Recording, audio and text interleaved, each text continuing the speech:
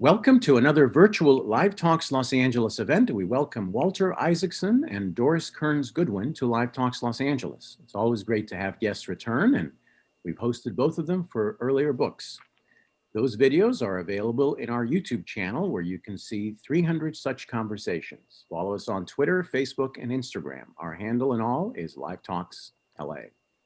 Walter's new book is The Codebreaker, Jennifer Doudna, Gene Editing and the Future of the Human Race. Walter is a professor of history at Tulane, has been CEO of the Aspen Institute, chair of CNN, and editor of Time. He is the author of Leonardo da Vinci, The Innovators, Steve Jobs, Einstein, among others. He is the host of the show Amanpour and Company on PBS and CNN, a contributor to CNBC, and host of the podcast Trailblazers. Doris Kearns Goodwin is the Pulitzer Prize winning historian and author of several books, including Lyndon Johnson and the American Dream, No Ordinary Time, Franklin and Eleanor, and The Home Front in World War II, Team of Rivals, which was the basis for the Steven Spielberg award-winning film Lincoln, and The Bully Pulpit. Her most recent book is Leadership in Turbulent Times. I am Ted Haptegaber, founder and producer of the series. I will let them talk, and then towards the end, I will pose some questions that you kindly sent in from the audience. I will let you take it from here, Doris. Oh, I'm so glad to be here. Hello, everyone. And Walter, I have known you since you were 20 years old, a student at Harvard when I was a young professor, and when you took my course on the presidency. So here we are, almost 50 years later, coming together again. And what a treat it is for me to be with you. Thank you, wow, Doris. how proud I am of everything you've done. You started me on this path, so thank you. You really did. You I'd love to inspired believe me. that that's so. Well, you know, what seems so amazing to me is how each of history's three great scientific revolutions, you have really figured out when and how to write about that person.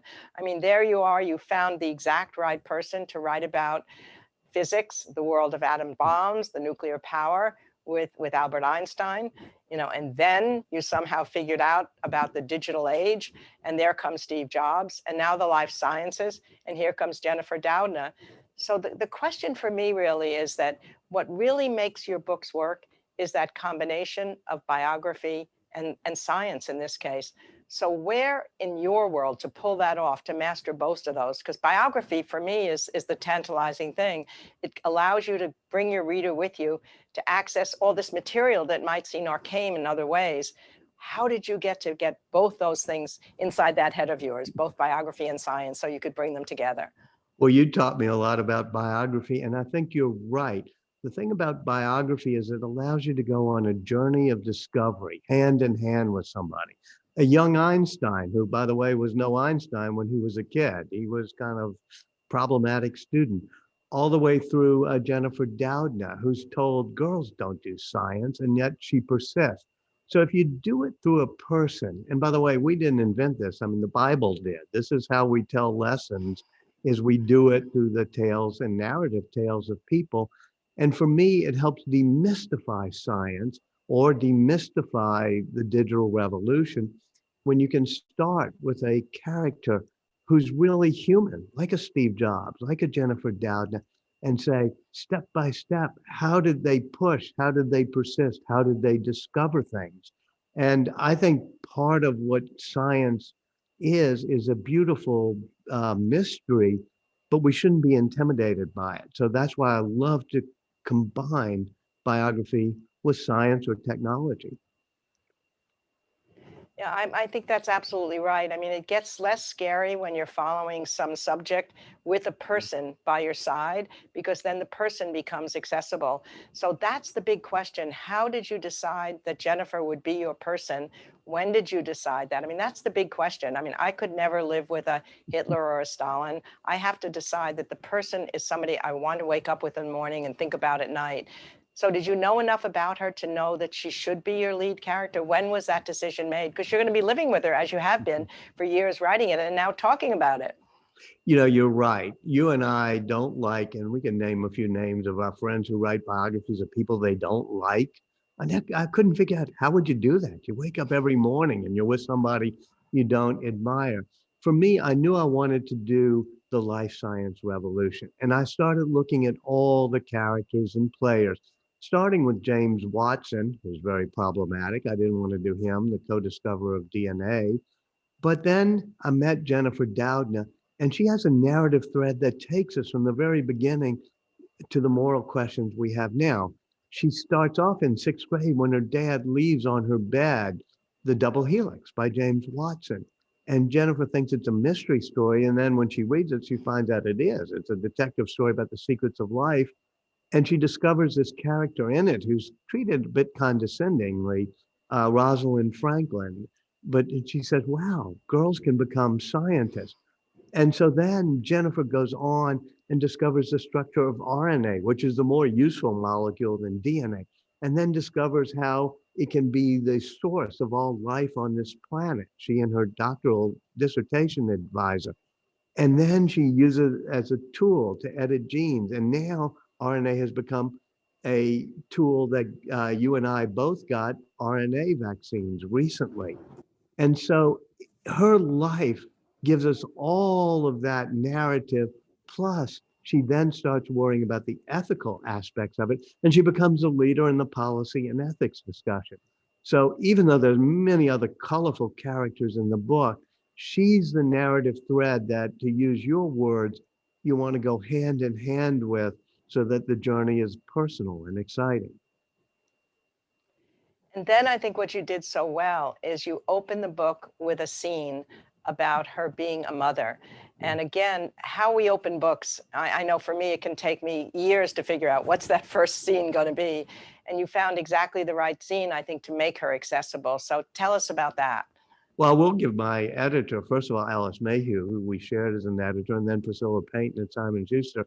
They always rearrange my books. And this was another case where that happened, because there's a scene in which she sent her 17-year-old boy, Andy, off to camp, a robot building competition. Dean Kamen, I think you know him, that robot building competition in Fresno, California.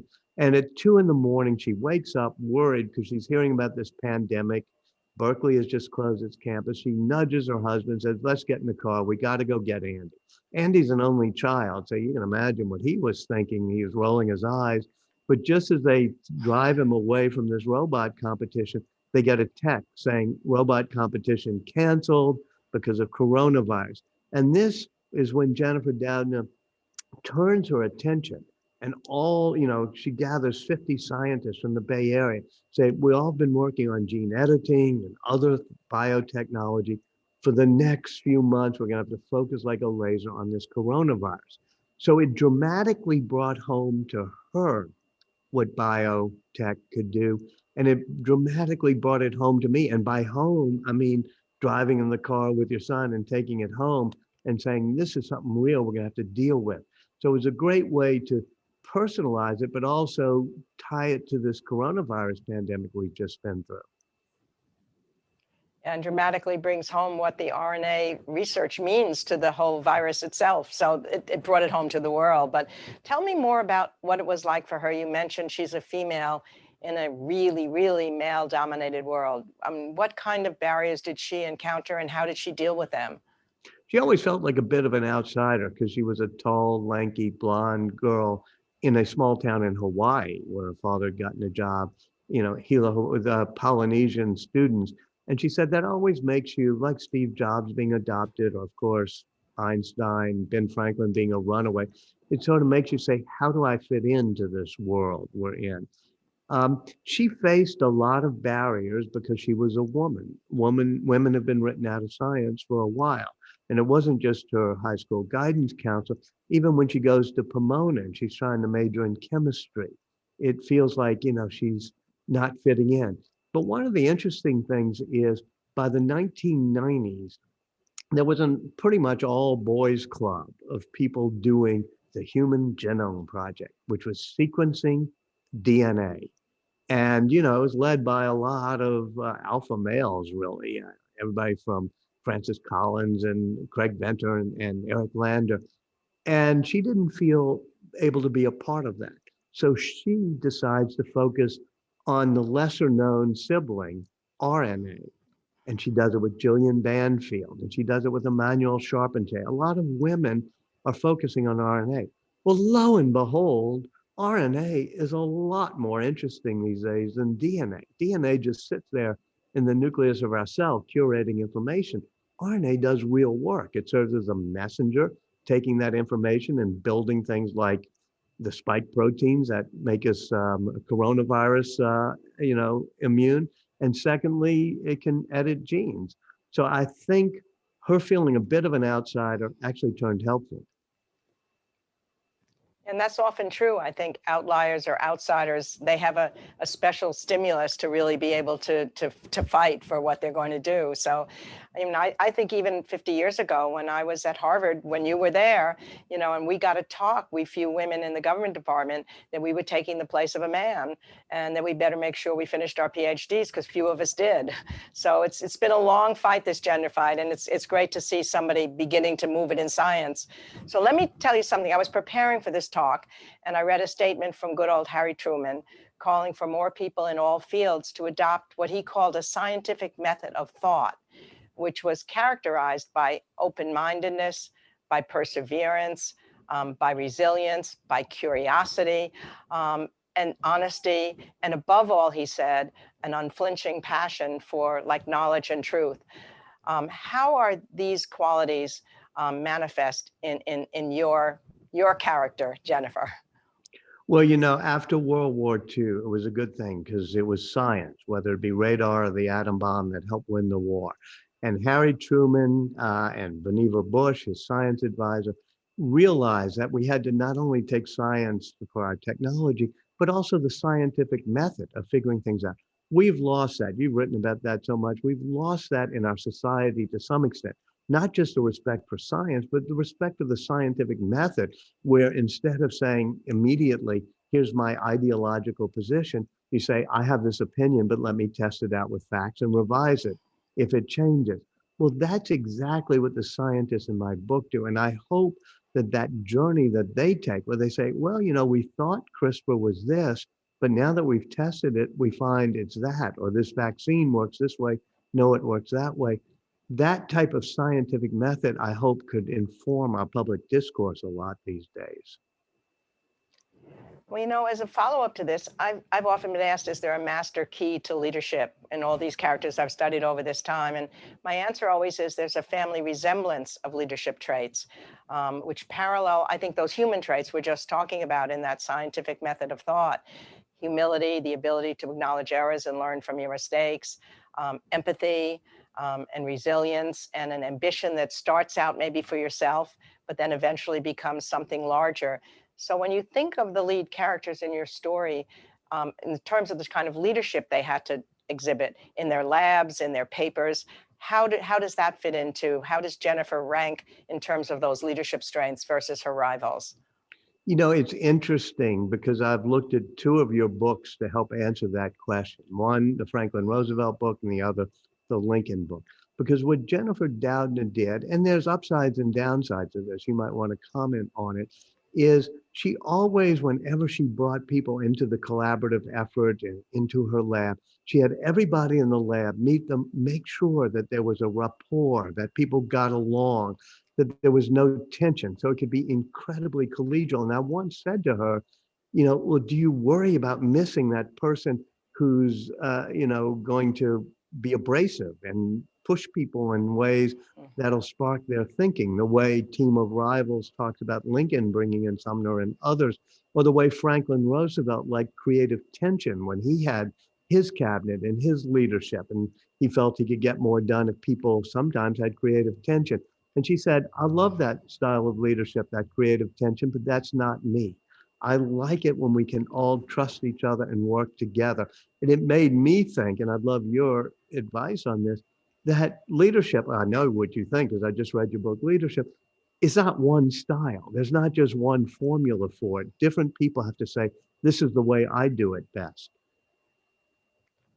I think you're right. It has to fit the person. Obviously, Steve Jobs would have been a different type of leader than Jennifer Doudna. But what interests me as well as all this is somehow you knew how the race for CRISPR ended, right? and yet it reads like a detective story. And that was, my heroine was Barbara Tuchman, because she said, even if you're writing about a war as a narrative historian, you have to imagine to yourself, you don't know how that war ended, so you can carry your reader with you every step along the way, you know, from beginning to middle to end. So that seems to me a real magic of what you've been able to do in this book. As I was reading it, you know, I knew that she's going to win in the end. I knew her team would, but I wasn't sure that it would happen. And the battlegrounds are found in different places than I find them. They're in academic papers, they're in conferences, they're in patents. It's a race that was pretty brutal. And yet you made it seem like you weren't sure how it would end until it did, which I think was an amazing treat. So tell us about that race from beginning to middle to end. Well, you know, competition is a good thing. And even though I said Jennifer Doudna likes collegiality, she's also very competitive. And so when she was racing against the team at MIT, Harvard, that were also doing gene editing, you know, she'd stay up at night, and she and Emmanuel Charpentier, who was in Europe, they do 24-hour cycles of working because she's very competitive. But let me say, it was kind of interesting because I didn't fully know how the race would end. I knew that, you know, Jennifer Doudna had discovered these things, but it was only near the very end of writing this book, meaning last October, that I said, okay, tonight or this early in the morning, they're going to announce the Nobel Prize in chemistry. And I said, it's probably too early for CRISPR to get it. It's only an 8-year-old discovery. But I set my alarm so that at 4 a.m., I'm watching the live stream from Stockholm. And boom, when they say for rewriting the code of life, it's Jennifer Doudna and Emmanuel Charpentier, I go, wow, I now know how my story is going to end. So I got to write most of it knowing, not knowing, as if it were a detective race. And something slightly interesting, I called Jennifer Doudna a few hours later because she's in California. I didn't want to call her at 2 or 3 a.m. And she had slept through the phone call from Stockholm. And she had only a couple hours before I called her found out from a reporter that she had won. So that sort of excitement, I hope, is conveyed in the book, because it was a race. It was a race for prizes, and it was a race for patents, and the patent battle is not totally resolved. But when they all turn their attention to coronavirus, the competition and rivalry sort of morphs into, let's collaborate and let's cooperate more when it comes to fighting coronavirus. So the team at the Broad Institute and Jennifer Doudna's team started putting things in the public domain when it came to fighting coronavirus and saying, you can use this, these discoveries we're now putting in the public domain to fight coronavirus without worrying about patents on it. So let's turn to the ethical questions, which I think are some of the most fascinating questions that you deal with in the book. You talk about the nightmare that Jennifer had, and I'd like you to talk about that and how you're thinking about all this as well. You have this incredible scene of watching a group of people in New Orleans on the street and making you wonder what gene editing is going to do. So let's skip to that, because I love that whole part of your book, I think, as much as anything. Right after she develops the tool that can edit genes using CRISPR technology, she has a nightmare, which is somebody wants to learn about that tool. And she goes into the room and the person looks up and it's Hitler, and she recoils. And that's when she starts a process of gathering scientists and ethicists and religious leaders from around the world, saying, how are we going to use this? But what lines are we going to draw so that we're not doing things that mess with our essential humanity, that edit the diversity out of our species, that allow the rich to buy better genes for their children? So we can all figure out the type of things that any of us would say, yeah, that's fine, let's do it, such as curing the patient of sickle cell anemia that happened a few months ago by editing her blood stem cells, or fixing things like Huntington's, cystic fibrosis, multiple muscular dystrophy, these single gene mutations we want to get rid of. But then you have to figure out, how much further do we want to go? A Chinese scientist made inheritable edits on 2 twin girls, meaning the embryos, so that all their children will inherit these edits that knocked out the receptor for HIV in their body, the virus that causes AIDS. Well, everybody got shocked by that. But then during the pandemic, it's like, well, maybe we should edit ourselves to be less susceptible to viruses. And I'm going to turn this again back to you, if you don't mind. One of the things that becomes a moral issue is knocking out things like sickle cell anemia or whatever that cause character, that cause people to be forged. And there's a 17-year-old kid in my book who loves playing basketball, except for when he doubles over with sickle cell. And when they say, okay, we can edit this out of your children, maybe, he said, that's great, but maybe we should let them decide. And they say, why? Well, because sickle cell forged my character. It made me persistent. It made me empathetic. And I thought, in fact, I write about, well, what you write about, which is Franklin Roosevelt gets forged by polio. Yes. But then again, just because of that, we don't say, well, let's not have a polio vaccine because we want to make sure we don't eliminate future Franklin Roosevelts. So those are among the moral dilemmas. And, maybe you can comment on it. No, I mean, you bring up Franklin Roosevelt, and I'm sure if he were asked, he would say, of course, I would rather not have had polio or rather have had a vaccine to prevent it in the first place. But there's no question that he became more empathetic as a result of it, connecting to other people to whom fate had dealt an unkind hand. He learned humility because of it. He had been a somewhat arrogant, privileged character before this. And yet he had to walk on the floor, or not walk, crawl on the floor of his carpet hour after hour to strengthen his upper body in order to be able to mobilize himself. And when he created warm springs for his fellow polio patients, he became Doc Roosevelt, giving them a sense of joy back in life, which is exactly what was needed when we came into the Depression. So it's a very complicated question, because it is true that some kinds of adversities forge a character, and yet you would not wish them on someone else coming into life. I mean, even that story you tell that's so interesting about that young teenager, when at first he says, no, sickle cell is what I was made to be, but yet he will be taking that treatment. Is that correct? And the other thing I Absolutely. want to ask you about the sickle cell people is, how many people are having access to that treatment right now, which seems to be life altering? That's the issue. It cost probably $1 million for Victoria Gray down in Mississippi to be treated and cured of sickle cell. Of course, that was paid for because it was an experimental trial. And maybe you get the cost down by tenfold, but then still $100,000. And so we have to make sure when Jennifer was talking about this, she gets called in front of Congress and they're all interested not in the CRISPR babies in China, but they're interested in how we're going to do this and make it so people can afford it. And the way to make it more affordable is crossing that line and saying, instead of treating each sickle cell patient, we can edit the reproductive cells to knock it out of our species totally. That's far cheaper than extracting stem cells and then reimplanting them in the body. But that crosses that line about making inheritable edits, which is why, whether it's about forging character or figuring out how to make this affordable, the book has to go step by step, hand in hand with Jennifer Doudna and many others as we think this through. And you mentioned the balcony, which is actually right behind me. You can see it. You open those doors and there's a balcony overlooking Royal Street. And when I first was writing the book, I was looking down and it was one of those days where there was a gay pride parade. There was a second line funeral for a Creole of color named Leah Chase who had run a restaurant. There was a naked bicycle race for traffic safety, believe it or not. And there was a Creole tomato festival for non-GMO tomatoes and chefs. And I'm thinking, we have a wonderfully diverse species. Let's not edit out the diversity. But then a year later, I'm sitting on that balcony behind me and it's real quiet. And I'm thinking, well, maybe we want to do things like be able to fight coronavirus. So if you're going to pick up the book and say he has simple 7 answers at the end, I don't. What I'm doing is saying, you and me and Jennifer Doudna and all these people we're talking about, let's go hand in hand, step by step, so that we can all think this through together.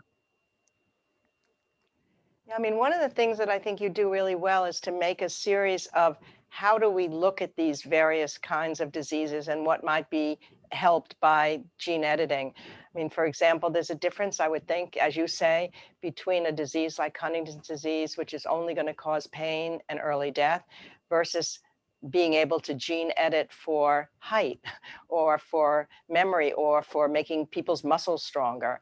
So how do we start thinking about all of that? And I'm just use the height thing for an example, because I thought you had a really interesting set of standards to even think about if we want to make our kid taller, what should be the way we think about that and who should have the access to do that? Well, first of all, well, let's take height and draw the distinction between enhancement versus just treating a disability. So, for example, if somebody is going to be born and will be 4'2" or something, 4'6", you'd say, okay, that's going to, hurt life chances a bit.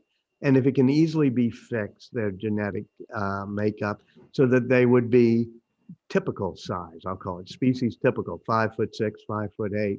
Yeah, maybe we'd make that fix.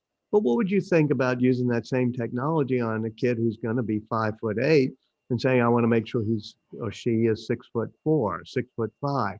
That's what I would call an enhancement. I think we should make a distinction between curing something that could be a disability versus doing an enhancement. And with height, it's particularly interesting because if we fix some things like coronavirus, that helps all of society if we can edit out coronavirus. But on height, if you got an extra 8 inches, that might be really good for you. But if everybody on the planet also got an extra 8 inches, none of us would be better off except for people who make their living as carpenters, raising the door jambs in houses or something. And given the airline seats we have these days, we'd all be worse off if we were all 8 inches taller.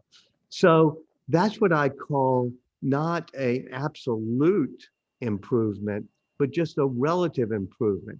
And we probably shouldn't do things where it doesn't help the whole species. And if we all had that enhancement, it wouldn't make life better off. It only works if it gives a relative advantage to some rich people who can buy it and other people can't. So that's one of the ethical sort of principles that I wrestle with, and we all wrestle with, all the people, all the characters in my book wrestle with, all right, let's do things that can make everybody better, but let's not do things that give somebody else an advantage over other people. One of the other interesting questions that you wrestle with is the question of a deaf couple who decided, a lesbian couple, that they were going to have a sperm and have a child, and they deliberately wanted to have the sperm.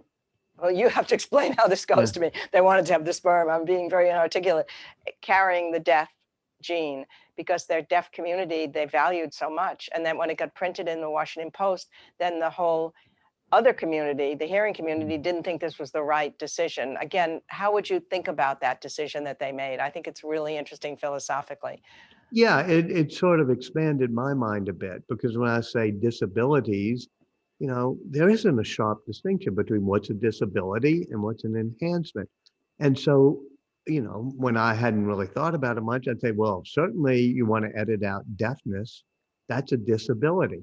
Well, if you're a member of the deaf community, you say it's partly a disability simply because society, the hearing abled people in society, are not good at valuing what the deaf community brings, to the human species. So I think we all have to think about what is a true disability. I mean, you could say anything from skin color, sexual orientation, deafness, whatever. Those can lead to disadvantages that, you might say, well, I don't want my children. But you have to ask yourself morally, well, no, some of those things might seem like disadvantages, but only because society has prejudices or doesn't accommodate them well.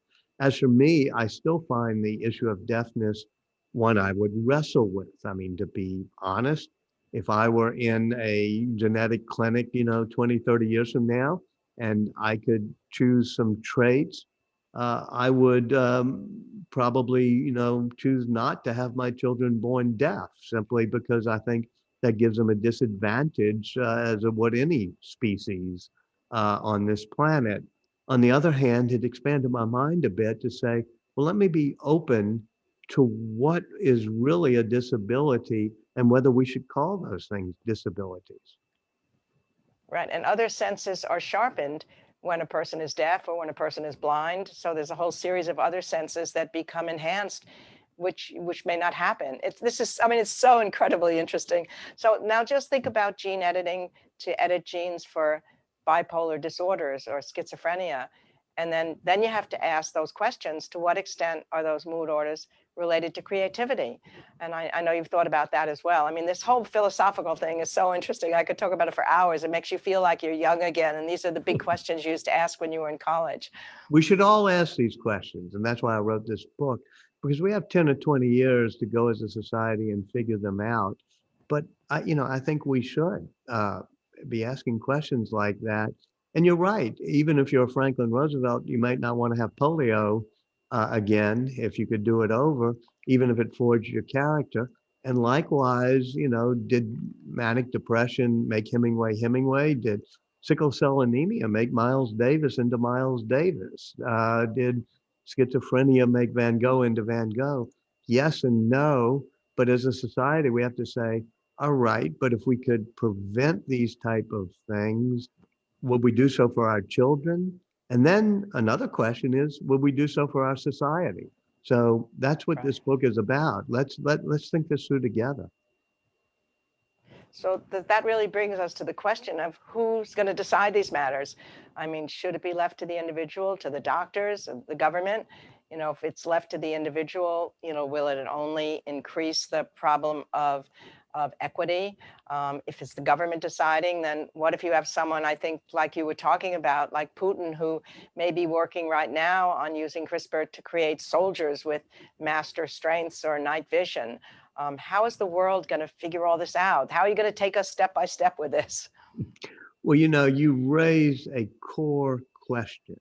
And as a professor of government, which you were, and I learned from you, you remember John Rawls, who was at the college with us, and that whole government department and philosophy department on whether individuals should be deciding certain things or whether the society ought to have rules for it. And that's always been the big tension in American politics and all politics from Plato onward and in philosophy. Now, if you take a more libertarian view, which is, as many of us do on things like reproductive rights and having children, et cetera, then you say, well, everybody should just be able to go to the genetic supermarket a few decades from now and pick the traits they want for their kids. And they should, if they have more money, they should buy better traits for their kids.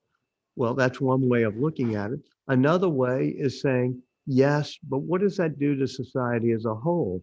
Maybe we, and by we, I mean me and you and everybody listening to this thing, should say we should have some social rules that say, here's what you can do and here's what you can't do. But this is why these are deep questions that are not just about gene editing, but they're about the role of the individual and the role of society. Absolutely. We could talk about this for hours, but then I read another article because I got prepared for you. I had to get prepared for my old student, Walter. So, and the article was interesting. It was, who was the most science-friendly president? So in the first round, Lincoln wins, because of the creation of the national academies and the colleges that he created, the land-grant colleges, and he's the only including, president by the to hold way, a patent. Berkeley. Berkeley comes out of the Civil War when Lincoln does that, and this is where Jennifer Doudna that made these discoveries. You see, everything's connected. Everything's connected. So then Teddy Roosevelt catches up in the second round because of his passionate love of nature. And I know you've talked about the importance of, you just have to love nature. And then there's his early ambition to actually be a naturalist, which was somehow squelched by the way they taught science at Harvard. But then he filled his shelves in his bedroom with all manner of dissected creatures, and he called it the Roosevelt Museum of Natural History, stuffing so many corners with these smelly objects that his poor brother Elliot, please get me out of this bedroom. And then you've got, as we mentioned earlier, Harry Truman and that support for basic science and basic curiosity. So who would you pick if you had to pick among these characters? All of them are great. And, Harry Truman does really start things after World War II with Vannevar Bush. But I'm going to give you two characters, in addition to those that may be counterintuitive. Dwight Eisenhower. He kept talking about my scientist. He loved him. And even before Sputnik went up, and especially afterwards, he decides he's going to start NASA. He's going to start DARPA, the Defense Advanced Research Projects Agency. He's going to push scientists, and he has dinners quietly. People don't know about these dinners every month or so with what he called My Scientists. And so I think Eisenhower really gets us into the modern age of physics and, of course, the internet with DARPA. Now, this will sound really, I don't know how this is going to sound.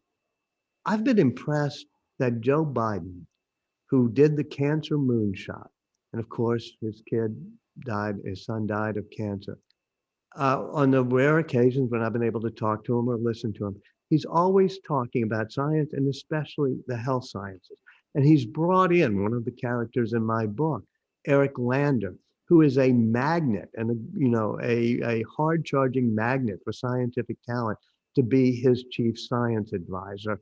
And I've heard people around him, people like Jeff Zients, who are leading this coronavirus thing, talk about how they would really love this administration to be at the forefront of figuring out the health sciences. So I'm not going to say that Joe Biden is, a scientist himself, but when it comes to the life sciences and treating diseases, especially cancer, and cancer ties in everything we've talked about, everything from immune therapy to RNA, whatever. I think you'll be surprised at the number of scientists he brings into his administration. And what a healthy thing it would be to have that return to science. I mean, again, this experience of the virus for the last year has just heightened in all of us the awareness of the importance of science and basic science and how it's producing for us the vaccines that may be the way out of this whole thing. So that brings me back. Wait, hold on. Let me add one more thing there, though. I will hold on for you, Walter. Because I think it will not only bring that element of how science can do all those things, but I've heard Biden talk about this in certain venues, which is it will also bring back an appreciation for the scientific method that we talked about. That maybe we shouldn't all just have ideological knee-jerk reactions to everything from mask wearing to vaccines to climate change or whatever. If you bring back some respect for the method of saying, well, let's look at the facts on all of these things, it might drain some of the poison from our political discourse, which I think is something else that President Biden is probably aiming to do. In fact, when I was talking about Harry Truman and that scientific method earlier, what he said at the end is exactly what you're saying, is that maybe this will bring more peace in the world because it will allow us to talk about our differences. And if there's anything we've learned in this last year, and I think that open-mindedness and that willingness to acknowledge error and the empathy that we've seen in our new president is that way forward in terms of the hope that we can do this as a country as a whole. So your book deals with that as well. But just go back to the beginning, because you had your own experience given the vaccine, which you start the book at when Jennifer's learning about the importance of COVID having just started. And you were in that Pfizer trial. So I knew you were in it at the time. And I was thinking, oh my God, this is amazing. My friend is in it. What was it like to be in the trial? It was, far easier than doing jury duty or something. I mean, it was far less painful.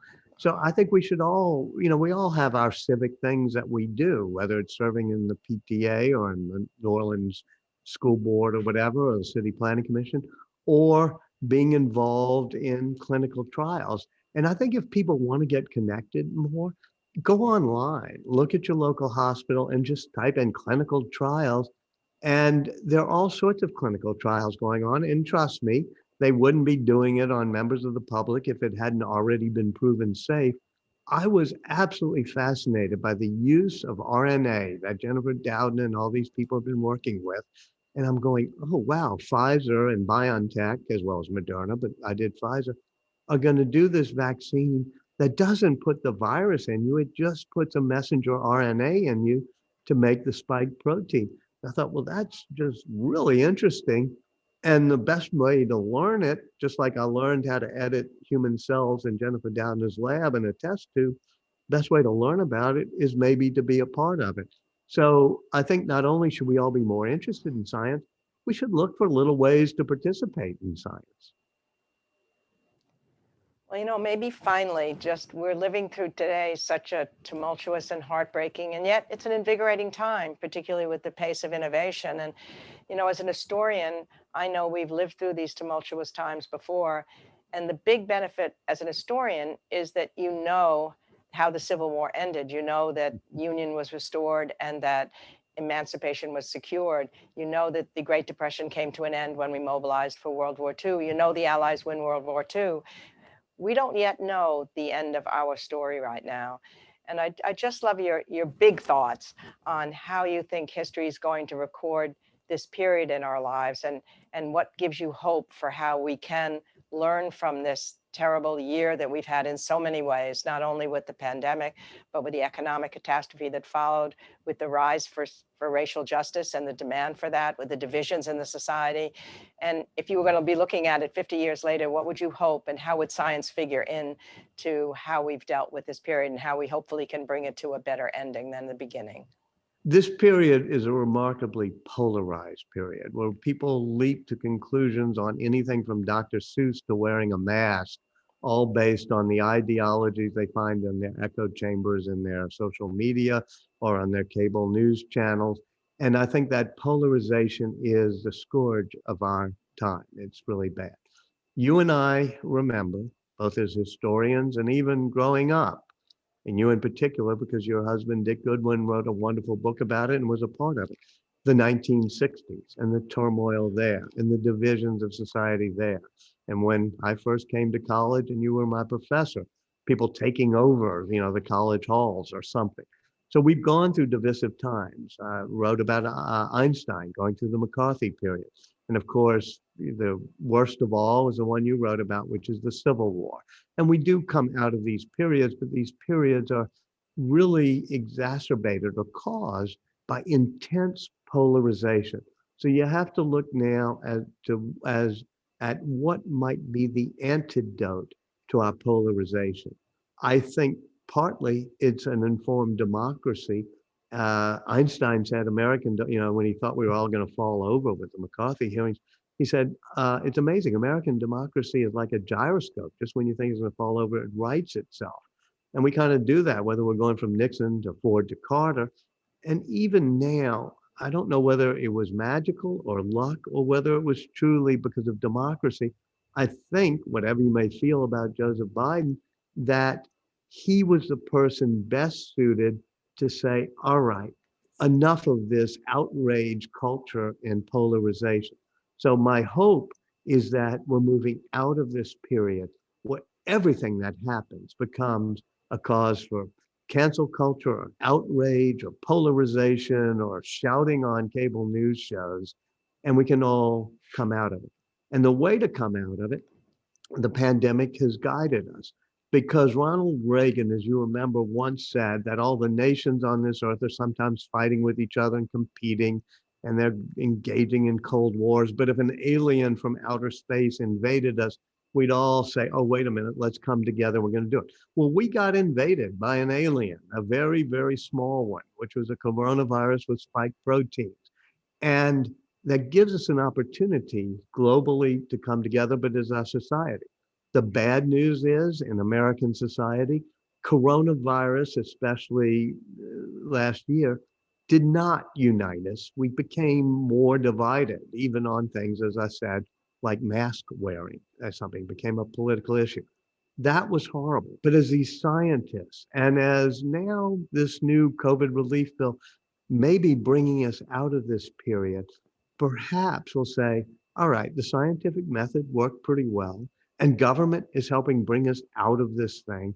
So maybe we should all calm down and quit doing our outraged tweets and say, after this, we should try to be more unified as a society. Oh, there couldn't be a better way of ending our discussion, because I think there's no question about that. You would have hoped that the crisis itself, the war against the virus, would have brought us together, as, say, World War II did. But at least maybe now how we're coming out of this crisis, through the vaccine, through the beginning of the economy getting restored again, through a president who has that openness toward scientific method, openness toward trying to bring us together, that we will remember that we came out of this in a different way than we went into it. And that's the best thing we can hope, because I think, as the president has said, and as we all believe, when America sets its mind on something, I mean, it's incredible that we've gotten these viruses. You know this better than I. We've always had targets that America has moved toward. I mean, when FDR was saying in 1940, I want 50,000 planes this year, we had only 5,000 planes. We were so far behind Germany. And then suddenly those 50,000 planes occur. And then in the middle of World War II, you get a plane every 4 minutes, a tank every 7 minutes, a ship is launched every single day. Well, the virus has done that again for us. And if it makes us know, and now you see the collaboration, as you know, between Merck and Pfizer, and you see the rivals coming together to do this, even as Jennifer's story suggests, it's that better part of us that's being exhibited in the very thing you've written about. So I think this book is hopeful in much more than science ways. It's a hopeful for the way our country can move forward. And I can't tell you how much fun it's been to talk to you. And now I have to leave you to questions from Ted, which is fine, but I'll still be here by your side. Great, fascinating conversation. Our first question is about science. The questioner asks or says, science is messy, and there's a lot of disagreement at times, and much of that is actually quite healthy in the discovery process. But mostly that has typically happened privately within the scientific community. And what the coronavirus has done has put that debate out in the public. Would you comment about that? Yeah, I think that's a learning experience for us, which is that at first, you're not sure if the coronavirus is aerosolized, for example. Well, the scientific method doesn't give you the right answer right at the beginning. And so, yes, the CDC and others had to change guidance when they decided it wasn't spread on surfaces quite as much, but it was spread, through the air more. Now, a lot of people flapped their arms and looked ridiculous and said, you see, the scientists don't know what they're talking about. But I think if you pause for a second, you see, well, the scientists had a theory, but then they got more evidence and they revised their theory.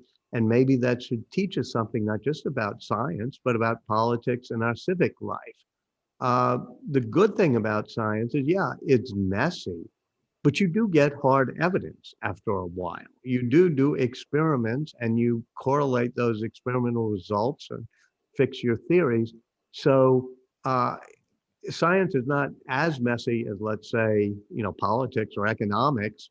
We can actually test a theory, like, is it spread through the air or not? And we should respect the fact that sometimes we have to do gathering of evidence and revise our theories. And we should use that method in other fields as well, including in economics and in politics. Next question is, the ethics of gene editing is complicated. What is being done that you know of that will give us the assurances that scientists in all countries will adhere to some agreed upon standards? There's I think, wonderful journey in my book, near the middle of the book. After, as Doris mentioned, Jennifer Doudna has her dream about Hitler, that they start a process.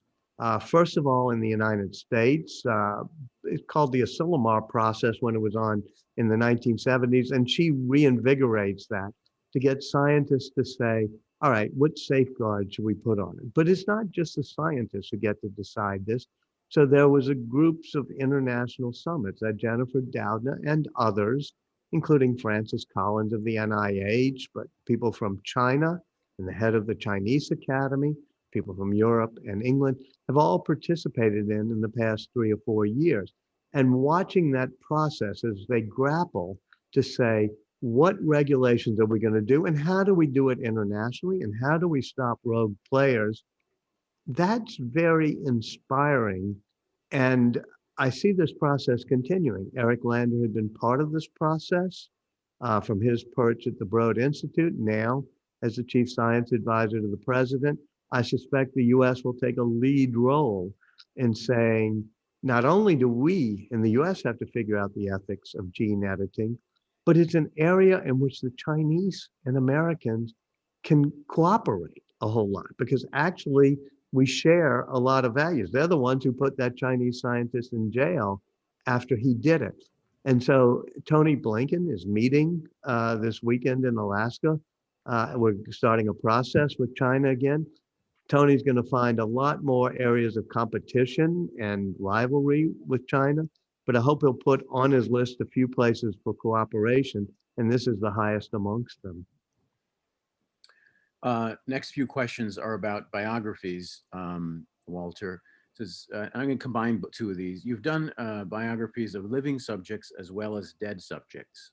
What is the difference in doing that? And the second part question, someone else's actually says, in the case of the Steve Jobs bio, which was authorized and he was involved in, did that interfere with the story you told? There had to have been some things he didn't want in the book. Yes. First of all, when you're dealing with a living person, that's the first question you have to figure out, which is, are they going to have any control over the book? And in both the case of Steve Jobs, it was amazing because was a kind of control freak. Said, no, I want it to be your book. I'm not even going to vet it before you publish it. It's all yours.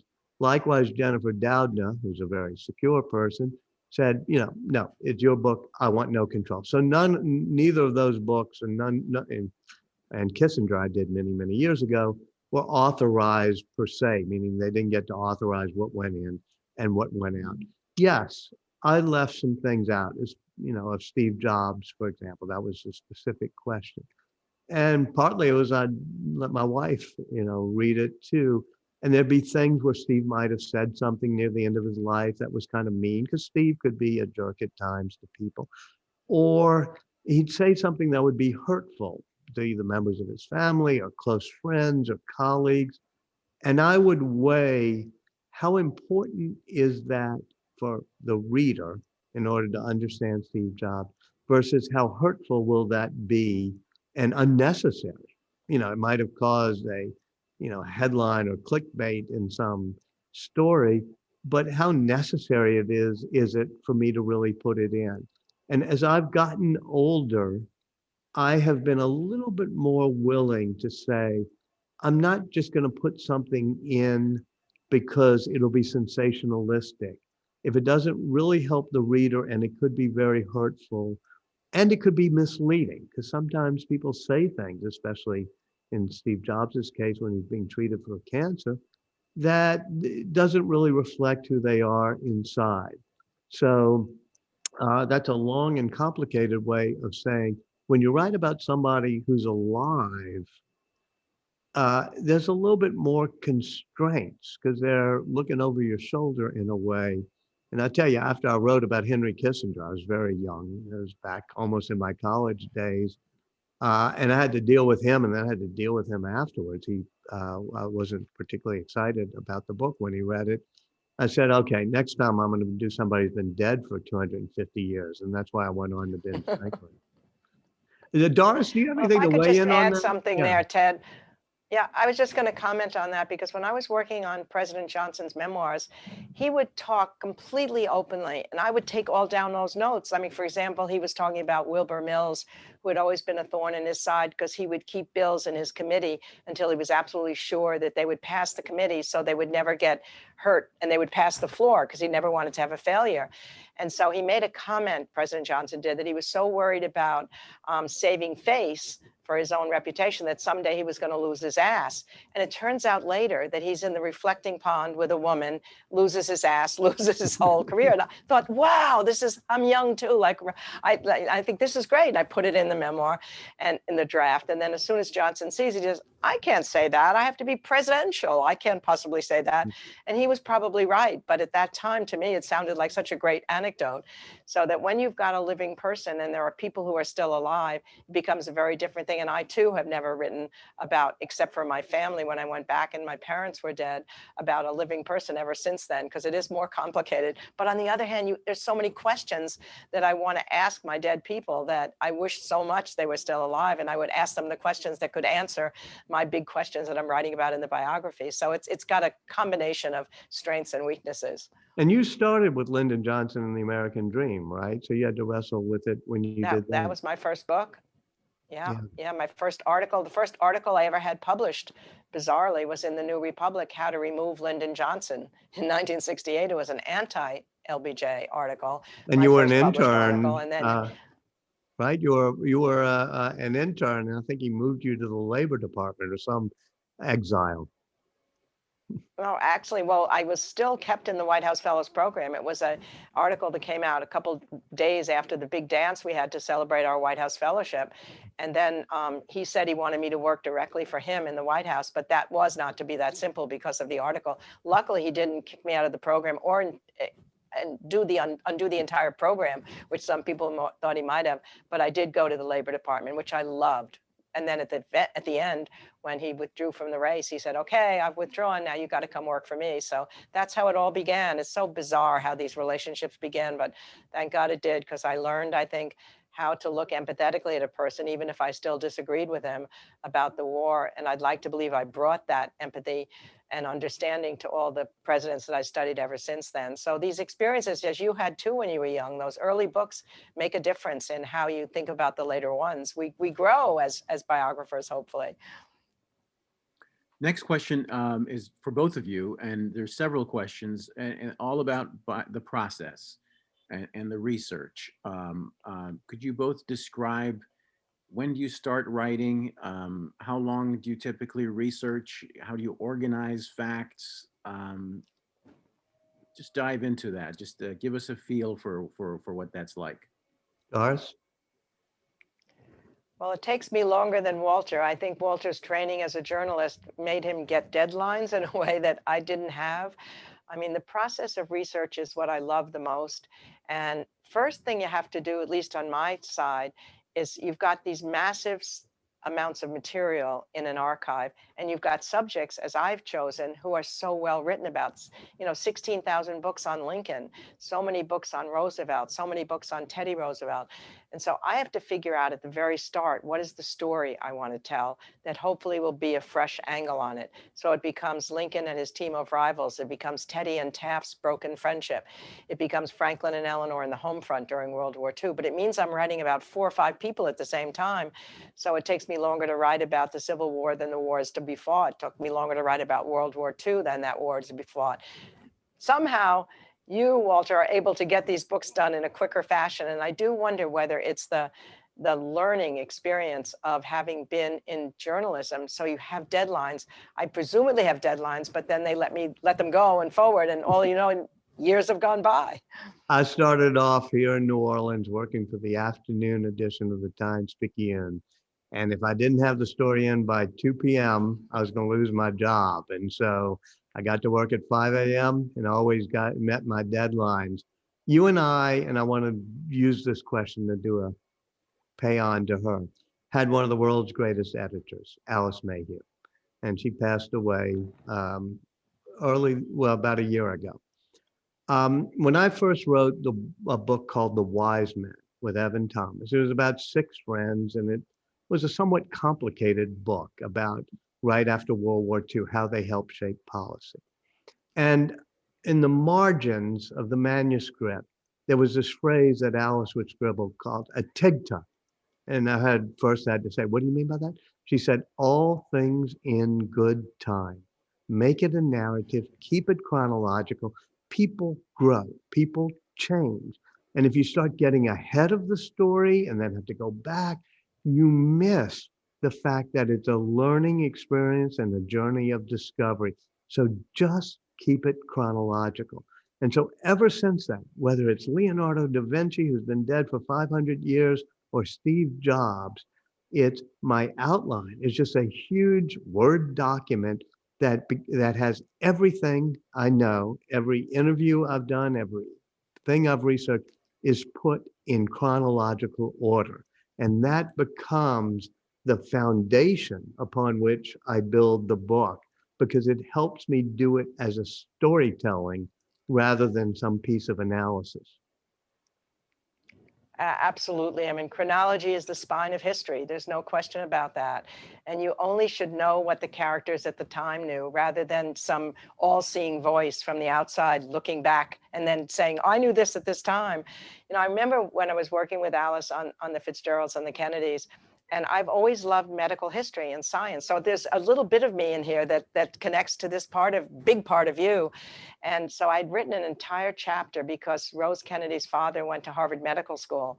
And so I was writing about the state of medicine at the time. I went to the Countway Library about what did it mean for anesthesia? What did you have to pass to become a doctor? And this great chapter I thought was there in the middle. And Alice said to me, this would be fine if he had become a doctor, but Rose Kennedy's father, John Fitzgerald, dropped out of medical school after a year and then became a politician. So it all got scrunched down to a couple pages, and she was dead right. You know, sometimes I'm sure you'll find out, Walter, you get interested in a certain other part of it, and then you go on, and it's fine for you, but then the reader has lost the chronology of where you are in the first place.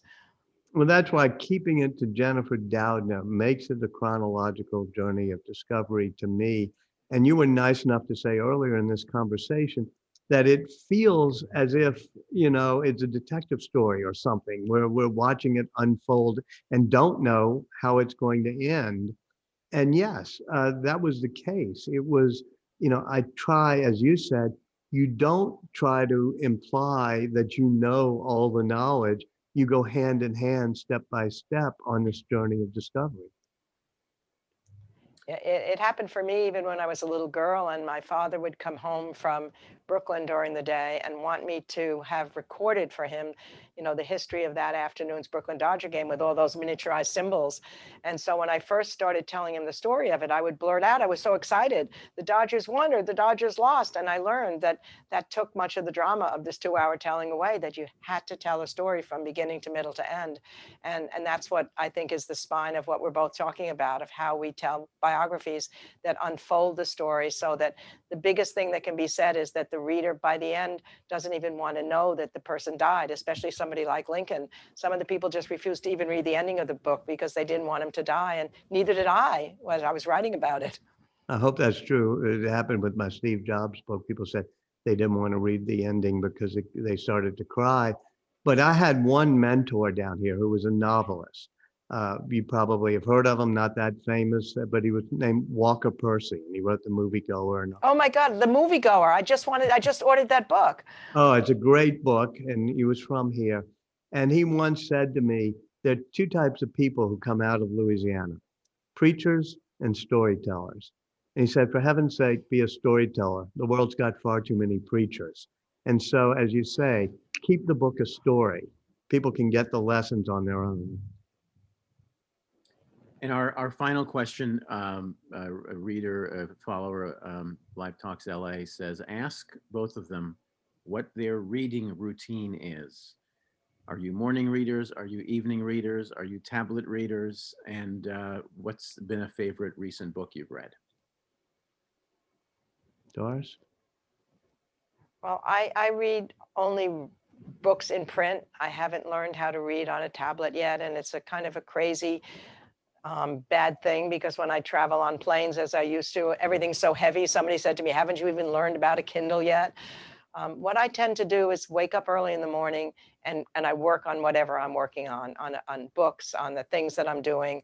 And then when I go to bed at night, I like to read mysteries.